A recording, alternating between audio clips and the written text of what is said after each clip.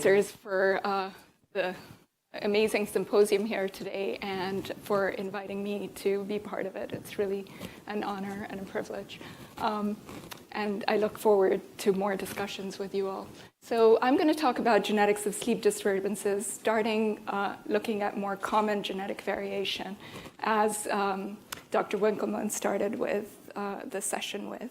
As we know, sleep is so important in health and disease, but it's often not clear whether disruption of sleep actually is a part of the causal process, whether it's a marker of other disease conditions, or whether it's actually a disruption in sleep is a consequence of other conditions. So we, like Fu-Patacha groups, find that human genetics is a really powerful tool to be able to tease apart those aspects of the relationship of sleep with health and disease. And the approach we use for human genetics is, again, sort of starting with the patients and families, descriptions of phenotypes, identifying the underlying genes, then going to characterizing mechanism from DNA to phenotype, and with the hope of then identifying novel therapeutic targets, which would be very valuable for both sleep disorders and their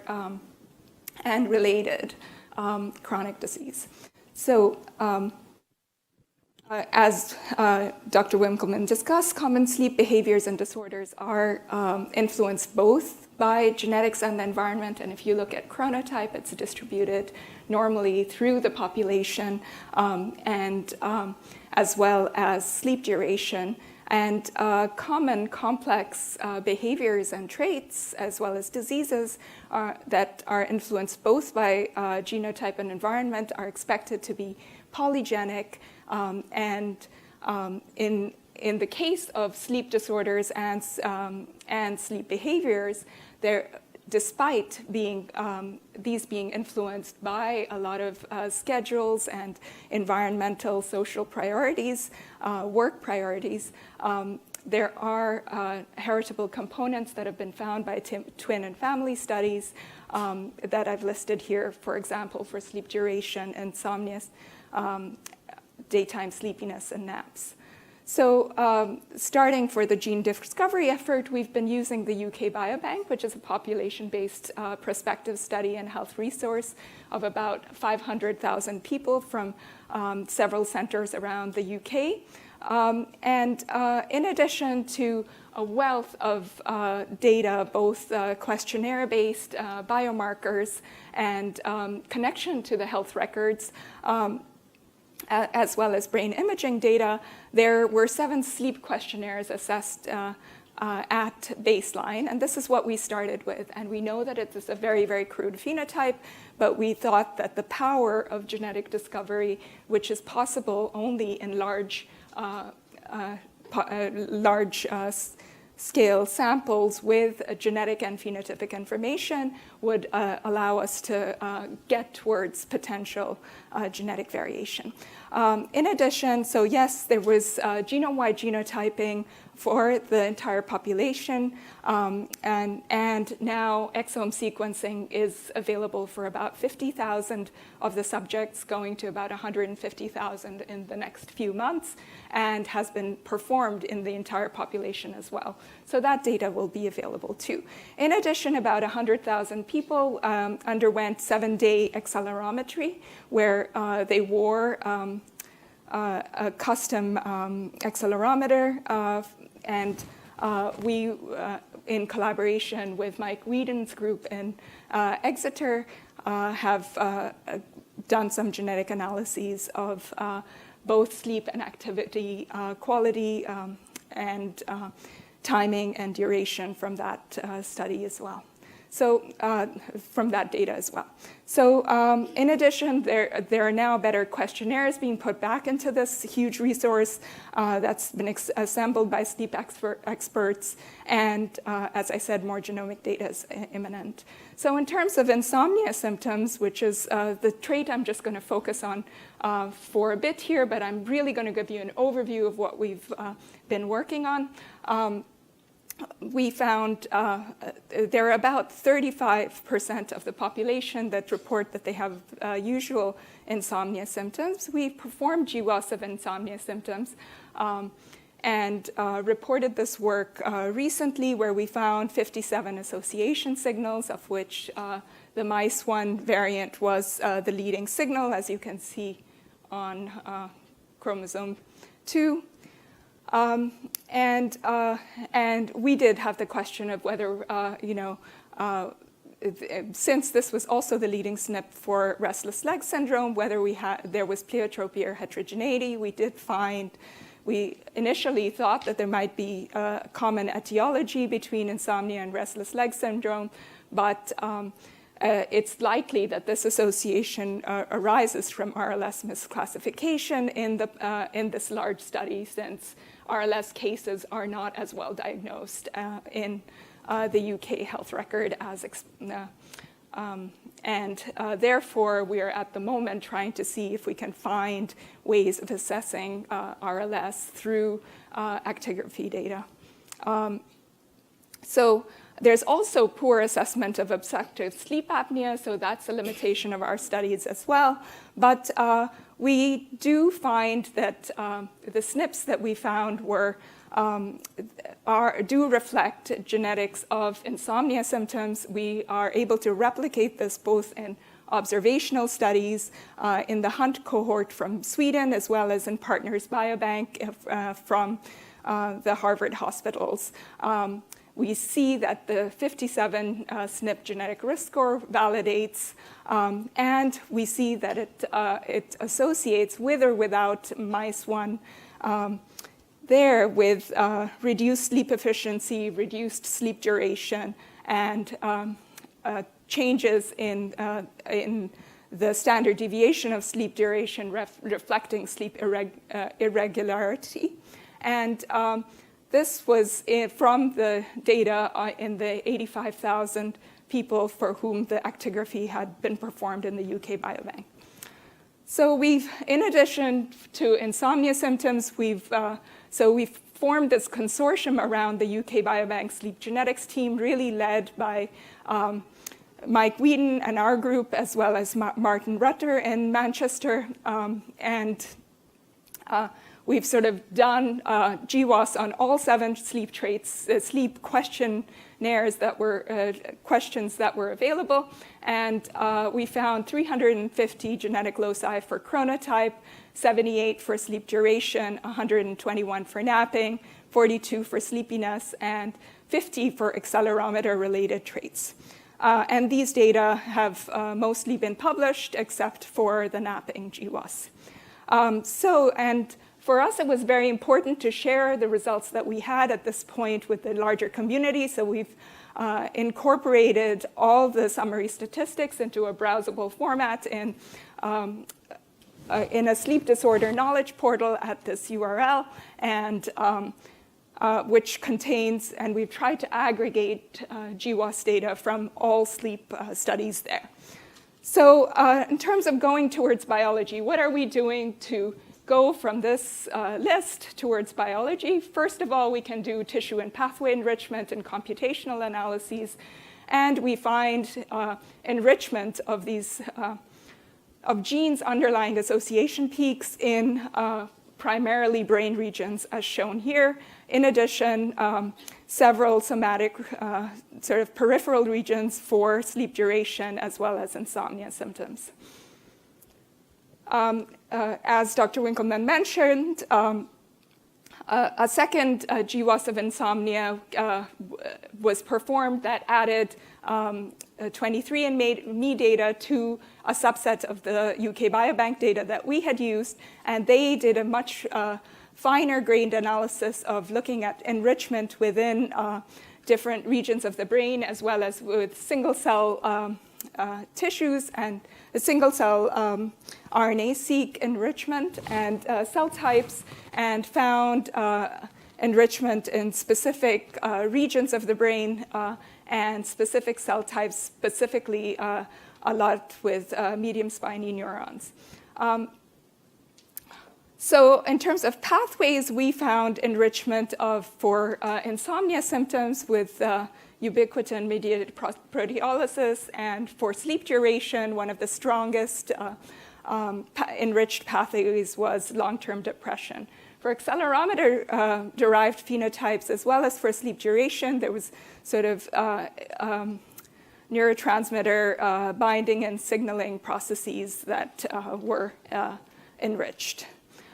We then, for example, for sleepiness, we've so far performed cross-trait clustering across all the sleep traits to try to understand if there are specific subtypes of sleep disturbances that we are capturing in the genetic loci that we have here. And so, for example, for sleepiness, we found a subset of loci that seem to associate with higher sleep efficiency and longer sleep duration, so more of a sleep propensity or maybe longer sleep phenotype versus those related to sleep fragmentation and shorter sleep and even insomnia symptoms.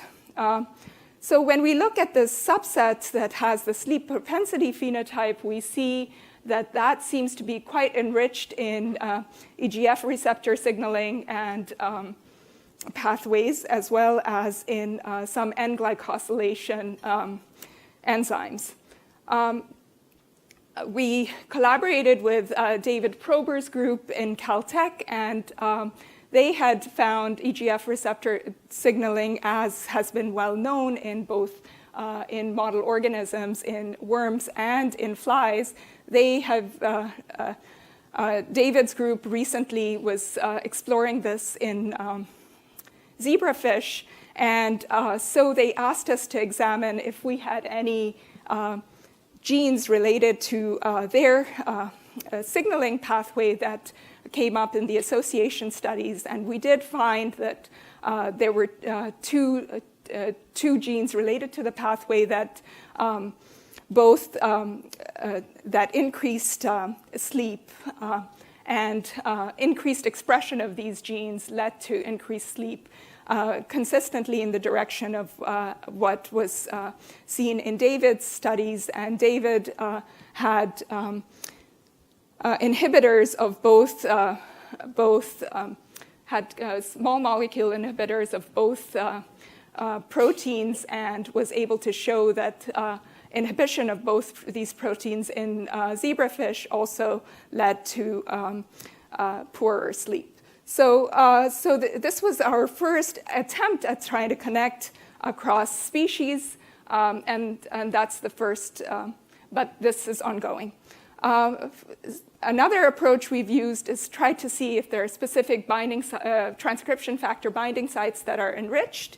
And Hannah, who has been working with me for a couple of years, along with here at Stanford with Jonathan Pritchard, and is now starting her own group in Helsinki, has observed that USF1, which can substitute for clock, which was shown by Joe Takahashi and colleagues, that these binding sites for USF1 factors are globally enriched in genome-wide association studies for chronotype. And so here she lists the particular genes at which these, or loci at which these binding sites are enriched, and she's been able to show allele-specific binding of one of the targets per one by USF. She finds this to be a pleiotropic effect, so that not only is chronotype and sleep chronotype affected, but metabolic and blood traits are also affected. But the big question is, what are causal genes at association peaks? We're only able to find genetic associations covering multiple genes and at a time, and it's not clear that the genetic variant that lies at a particular place influences necessarily the next gene over. So we're taking several approaches to look at this. where we've tried to prioritize particular genes based on likely causal missense variants. And if we look at that, for example, we've seen genetic variation at both orexin receptors, HCR-TR2 and 1, that associate with some of the sleep phenotypes. And these are missense variants. As you can see, some of the, and so this brings up the opportunity to talk about pharmacogenetics, where we can imagine looking to see how people respond to drugs based on them carrying these particular variants, where for these top variants are quite common in the population, allele frequency about 20% or 40%. In terms of previous genetic loci, I put this in for Louis' work, and we have actually seen the particular two variants that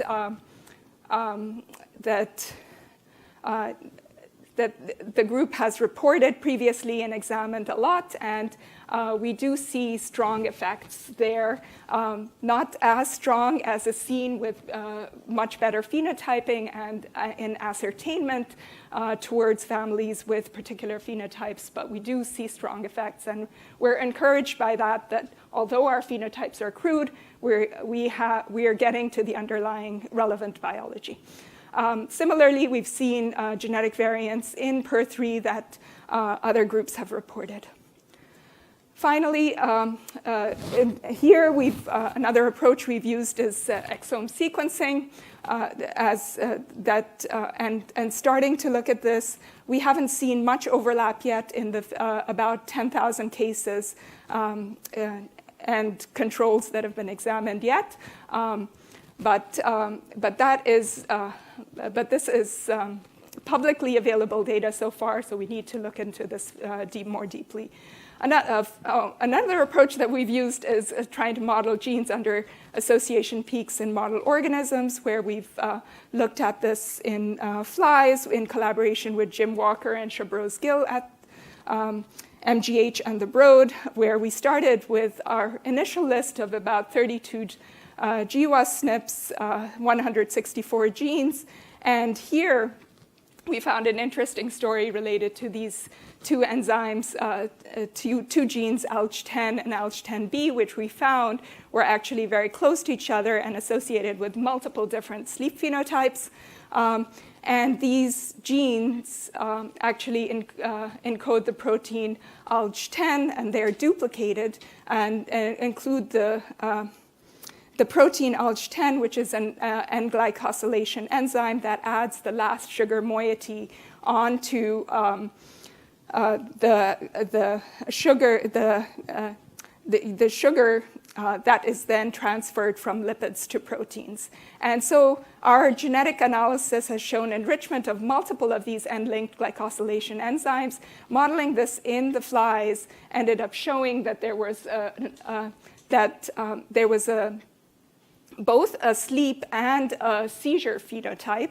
And going back from the flies all the way to the humans, we've now been able to identify in collaboration with researchers in Turkey a family who has a compound, a mutation with loss of function of all 4 alleles of this, who has epilepsy, and we've been performing sleep analyses on that person. So we think that we're coming towards a particular, one particular overlap and understanding, starting to explore this pathway. Another approach has been really looking at physiologic mechanisms. We've worked with the Harvard Division of Sleep Medicine to examine the role of genetic variants in circadian period for chronotype, and been able to show for a PER2 variant that a variant that influences chronotype in the general population actually also shows association with endogenous circadian period in people. Finally, So that's sort of our start towards going to biology. Finally, I'm going to tell you a little bit about what we see in terms of genetic and causal links to other diseases based on the GWAS hits that we have so far, and overall across the GWAS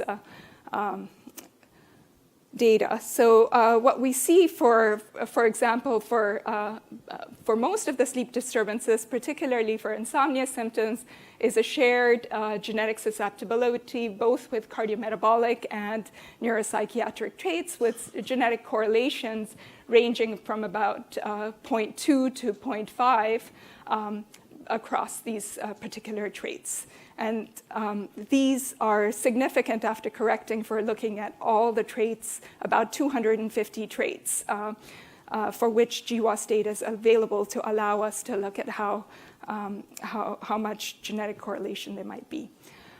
We've also been able to look at causality using Mendelian randomization, where just like in a randomized trial where we try to keep confounders equal between groups and test the role of an exposure on an outcome, genetic variants can be proxies for exploring the link between an exposure and an outcome. For example, an exposure being sleep, a particular sleep disturbance, and an outcome being a related chronic disease. And when we do this, we find that sleep patterns are causally associated both with cardiometabolic and neuropsychiatric traits. And specifically, we see for insomnia a very strong effect on coronary artery disease. And Janssen and colleagues from Daniel Postuma's group, who looked at the larger insomnia GWAS and found about 200 loci, they see even stronger effect to both coronary artery disease as well as particular cardiometabolic risk factors.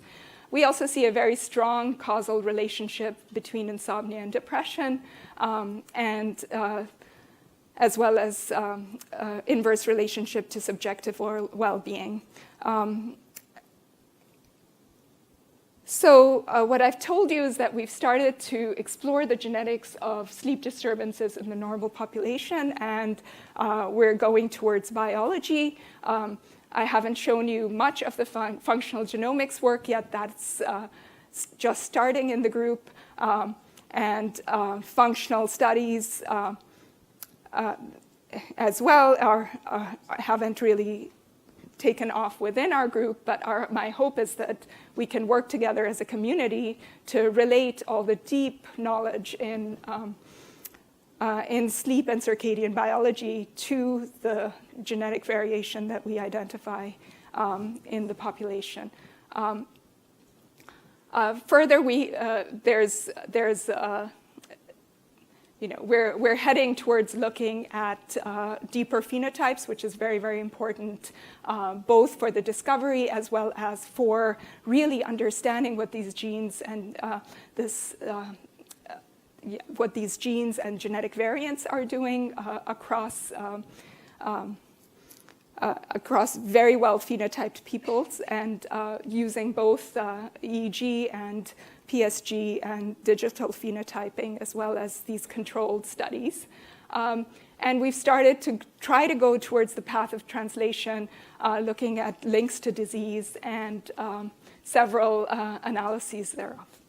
So finally, I'm going to, again, thank the group that has really been fantastic to work on this with me, and specifically Jackie Lane, who has really led a lot of the genetic analysis, as well as Sam Jones and Hassan Dashti. And Hemming Wang led the sleepiness GWAS, and Iyas Douglas and Hannah Lilla have been working on follow-up work. So, and our model organism collaborators. And thank you so much. Maybe we have time for one question. Let's see if there is somebody else. Yeah. I'm curious about your exome sequencing study you've mentioned. So what type of patients have you explored, and have you looked at loss of function variants in Yes. known sleep genes, for example? So these are actually so far the only data that have been looked at are genetic data that are publicly released by the UK Biobank that other groups have analyzed and publicly released the statistics for. And so far, we've only been able to look at at genes that pass a certain threshold of significance, and we see only a very small fraction of genes that are within our association peaks. We need to examine this further, and we haven't explored it yet. But so right now, what is available is a browser that allows you to see SNPs that are associated genes with rare variant, either entire coding or loss of function variants. And both of those we've looked at. And we have seen, for example, orexin receptor 1 as showing up for something, but for a sleep trait. But that would be, and there are a couple of genes that, from all these hundreds that might be recognizable. But I think it's related. Yeah. It's related. Yes, sorry. Yeah, so it's just beginning, is what I'm saying. Yeah. Okay. It was a related question. Yeah. How many of these genes, because you are using the rare variants almost as a fine mapping tool. Well, we do want to use it as a fine mapping tool. We haven't done that properly yet, systematically. I know. Yeah. But I was wondering, among the genes that you have, you're trying to do that, how many you're finding allelic series or, like a burden test that would be significant? Because, if you find a single variant, like, in the receptor 2, I know there is a single SNP in the transmembrane domain that's associated with a lot of sleep phenotype, but it's only one. So I'm Correct. wondering, is that because the other variants are too rare, so you can't really have them yet? Yeah, so I think it was starting, really the same yes. question, but Yes. it's slightly different. Yes. So I think the problem is so far that in the 20,000 people, we don't see strong enrichment of any using variant burden tests or using loss of function tests. Yeah, Great. that's what it is.